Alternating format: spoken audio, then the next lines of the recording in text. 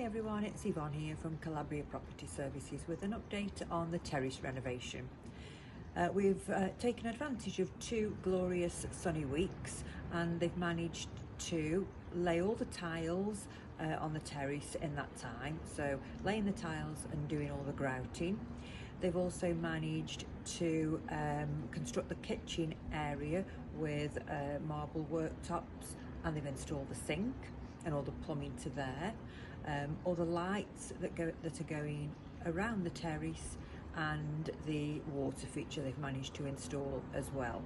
So we've done quite well in the last couple of weeks. We've moved on quite swiftly and it's all the finishing touches that we're waiting for now.